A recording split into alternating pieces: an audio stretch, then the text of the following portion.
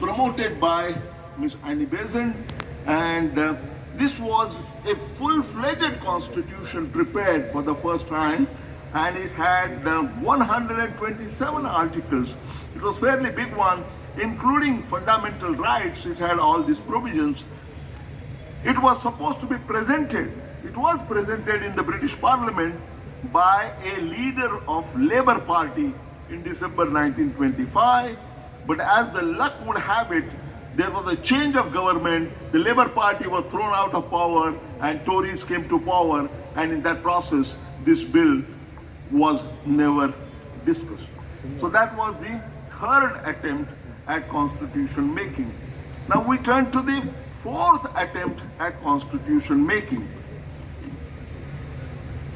The fourth attempt at constitution making came with the appointment of Simon Commission. As you are aware, Labour Party in UK, they appointed in 1927, they appointed a 7-member commission called the Indian Statutory Commission. This was led by Mr. Simon, Lord Simon, and therefore it's called Simon Commission.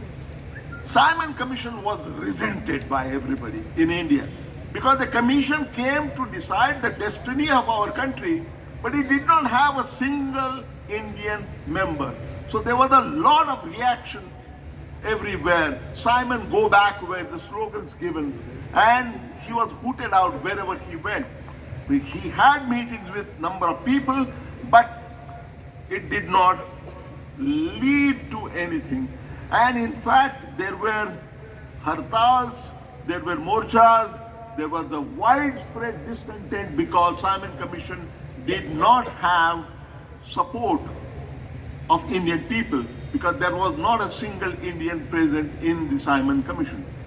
In fact, during one of those hartals, a lathi charge was made and one of the great Indian leaders died in that. Bal, Pal, and the three great leaders at that time, one of them died in the process. Lala Lajpat Rai. Lala Lajpat Rai died in that lathi charge while opposing the Simon Commission. Now, Dr. Ambedkar refused not to participate. He decided to participate. He gave a statement and testimony before the Simon Commission. And that Simon Commission testimony was very important. When the British government saw that Indians are not enthusiastic about it, they appointed a subcommittee to go to various states and talk to the leaders. At that time, Dr. Ambedkar was just nominated to the Bombay Province Assembly, Vidhan Parishad. So he was part of the assembly at that time, nominated member, and he chose to present before even the committee which was sent, subcommittee which was sent to the state, and he gave a testimony before that too. That while the Simon Commission report came out, Dr. Ambedkar was not happy with the report at all. He submitted his own big report for Simon Commission, but Simon Commission's report as a whole did not cut any ice because there was no support from Indian people at large. So therefore, that could not happen. And therefore, that could not happen. When that did not happen, the next thing to happen was the British said that if you don't want our report, if you don't accept Simon Commission report, why don't you, they challenged the Indians, why don't you create a constitutional draft of yourself? And that challenge was accepted by the then Congress party. And then the committee was appointed under the chairmanship of Motilal Nehru. That was the fifth attempt.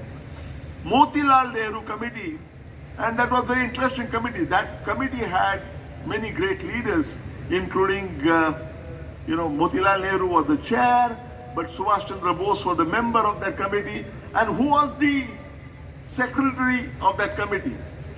The young, dynamic Jawaharlal Nehru was the secretary of that committee. The Motilal Nehru Committee report came out in 1928, and it recommended a dominion status of complete internal self-government. It also recommended a federal setup for government. It recommended elections under the universal suffrage and a Bill of Rights called Fundamental Rights. So all that. They also recommended for the first time, detailed fundamental rights, including giving equal rights to women. This was really a landmark development. However, Dr. Ambedkar was not in favor of Motilal Nehru Committee report. What he said was that this committee report may appear to be good because it has all these fundamental rights listed. But what is the guarantee that these fundamental rights would be implemented? There is no assurance of implementation of these fundamental rights. And many years later, and there are so many judicial experts and judges sitting here, you'll recall, sir, that there is this Article 32 in Indian Constitution which gives